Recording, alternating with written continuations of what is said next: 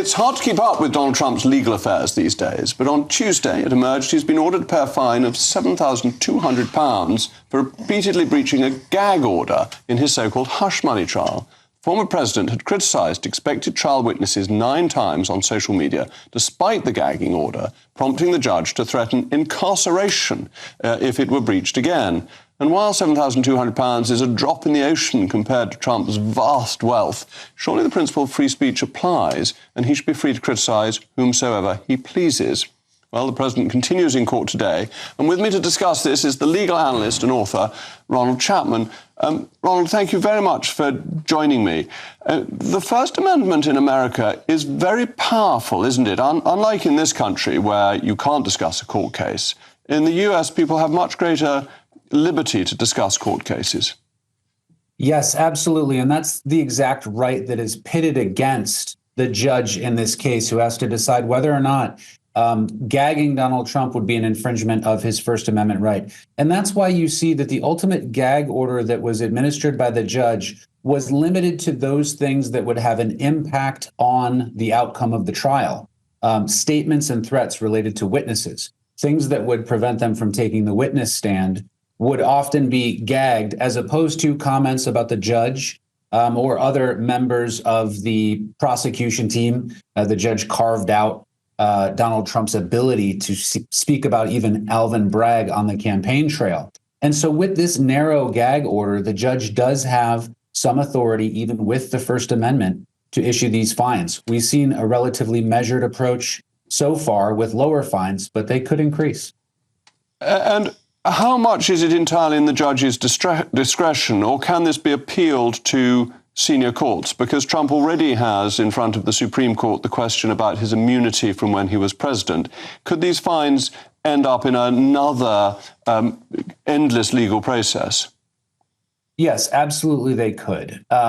Donald Trump has filed a number of appeals to the New York Court of Appeals related to several cases in New York, but the court continues to deny appeals even from this trial, regarding whether the judge is biased and should recuse himself, regarding the gag order and First Amendment protections.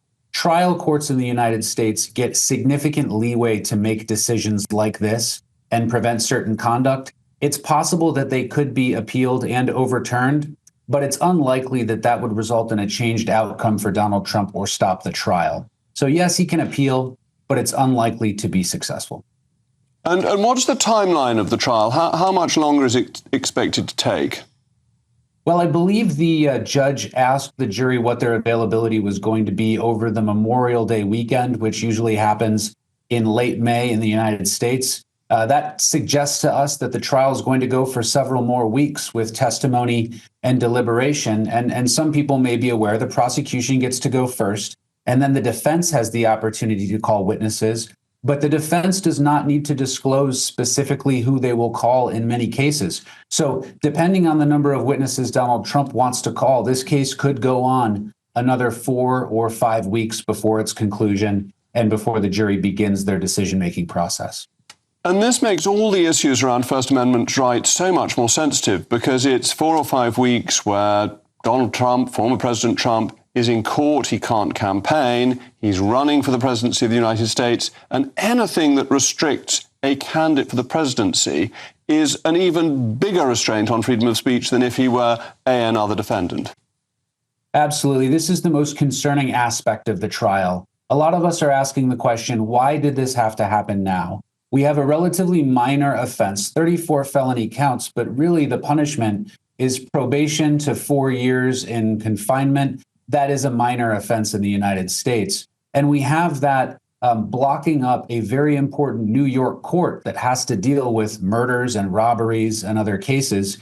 We see that this has a tremendous impact on Donald Trump's ability to campaign, and it will surely lead to an argument by him and his constituents, should he lose, that the election was rigged because he was prevented from being on the campaign trail as a result of this judge's requirement. It would have made much more sense to wait for the outcome and then have the trial. And there are political elements to it, aren't there? That the prosecution comes out of Democrat politics. And I believe the judge made a donation to the Democrat Party or a Democrat candidate, albeit a modest one, at some point in his career. I believe so, and I believe his daughter worked for the campaign of a Democrat as well, something that Donald Trump, I believe, highlighted significantly. We do know that there is a federal connection to the prosecutors in this case. Several of them worked for the Department of Justice, the same entity controlled by Joseph Biden and currently prosecuting Donald Trump. There's smoke and a bit of an odor here on this case and the way that it was started. I think the real question will be, what does the jury do if there's an acquittal for Donald Trump? I think that will go great lengths in terms of Donald Trump arguing that this was an attempt to sway the election. And isn't it, seems from an English point of view, extraordinary that a judge who's donated to a political party that is opposed to the defendant hasn't recused himself? Is it normal in the US for somebody with a known political bias to remain trying a case of a political opponent?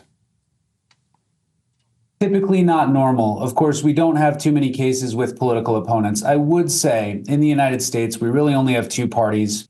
A judge that is elected is likely going to hold a relatively political position and would make campaign donations. I think it would be difficult to find a judge that did not donate to one campaign or the other. And of course, if they donated to a Republican campaign, they'd be biased. If they donated to a Democrat's campaign, they'd be biased. I think this is one of the things that we just have to deal with when we're dealing with the prosecution of a former president of the United States. Well, brilliant. Thank you, Ronald, for that very clear explanation. Coming up.